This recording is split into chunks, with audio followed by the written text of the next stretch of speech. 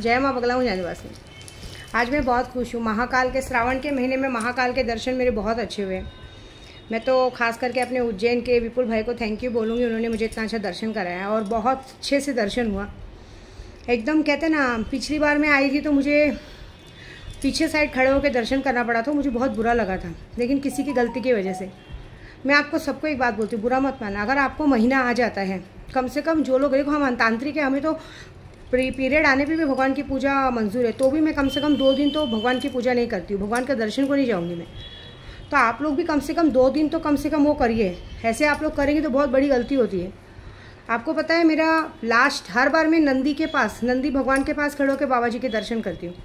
पिछली बार ऐसा होता कि पीछे की लाइन में करना पड़ता, लेकिन इस बार आप वीडियो में देखिएगा, एकदम नंदी भगवान के पास जाके दर्शन किया, भगवान को जल चढ़ाने मिला, जल चढ़ा के उन्होंने हार पहनाया, सब काम हुआ जैसा होता था। सारी पूजा अच्छे से हुई, हर सिद्धि माँ की भी पूजा अच्छे से हुई, क्योंकि मेरा मानना ये नहीं है कि सावन का महीना से भोलेनाथ की पूजा करो, माँ सती की भी पूरे परिवार की पूजा की जाती है। तो मैंने वहाँ पे जाके माँ को भी साड़ी चढ़ाई, सुहाग चढ़ाया। माँ शिवलिंग से गिरता हुआ जल भी मुझे मिला है घर ले जाने के लिए। पता है आपको, इतना सारा कुछ मेरा सब अच्छा हुआ है। तो ये कहते हैं ना, अगर हम अच्छी नीयत लेके जाएंगे तो भगवान हमारे साथ अच्छा ही करते हैं। कर्म का लेखा जोखा मत कीजिए। मैं अपने स्टेटस पे आप लोग सब, मैं कहाँ जा रही हूँ, क्या कर रही हूँ, सारी फ़ोटोज़ रखती हूँ। सब लोग मुझे कहते हैं ना कि भगवान के मंदिर जाने से कुछ नहीं होता, कर्म अच्छे होने चाहिए। कर्म मेरे अच्छे हैं, नसीब मेरा ख़राब है। क्यों मालूम है आपको? क्योंकि मैंने हमेशा अपने से ज़्यादा पहले लोगों के लिए सोचा है, अपने से ज़्यादा पहले अपने परिवार को आगे रखा है। मैंने कुमाता जैसी हरकत नहीं की ना। मेरी कुमाता जैसी औरतों ने तो मुझे मारने के लिए आदमी छोड़ दिए थे, लेकिन मैंने वैसा नहीं किया। मैंने ऐसा सोचा है कि अगर हमारे किसी से कोई गलती होती है तो उसे उस बात से सुधारने में और उसको प्यार से लेने में भलाई है, ना कि उसे मरते हुए छोड़ देना, मार देना या उसको कर देना भलाई नहीं है। उल्टा वो जिनकी वजह से हम कहते हैं ना घर के लोग बागी होते हैं, उन्हें सबक सिखाना ज़रूरी है। बल्कि लेकिन आज मैं सोचती हूँ कि मेरा नसीब ख़राब है, उल्टा मुझे सेल्फिश होना चाहिए था। ठीक है ना, जब पति से तलाक हो तो बच्चों को भी पति के हवाले छोड़ के अपनी ज़िंदगी अकेले जीनी चाहिए थी। क्या ज़रूरत है मुझे यात्रा पे दौड़ने का नंगे पैर? क्या ज़रूरत है मुझे लोगों के सामने जाके लोगों के लिए काम करने का, है ना?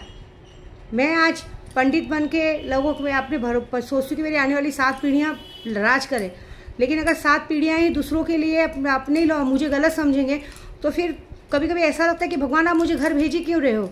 आपके दर्शन हो गए, रास्ते में मेरा एक्सीडेंट कर दो, मार दो मुझे। जी देखो, मेरी ज़रूरत किसी को नहीं है। आज की तारीख में सबको अपना अहम प्यारा है, सबको ये है कि मर जाए चलेगा, हम देख लेंगे, अपना कर लेंगे करने।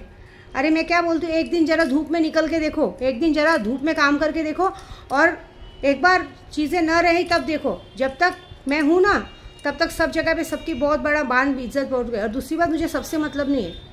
मैं बस इतना जानती हूँ कि अगर मैं तो भगवान से एक ही बात कहती हूँ, अगर मैंने कुछ गलत किया तो मेरे कीड़े मुझे ही देना, कभी मेरे परिवार या मेरे बच्चों तक मत देना। मैंने हमेशा सत्य का, सही का राह पकड़ा है।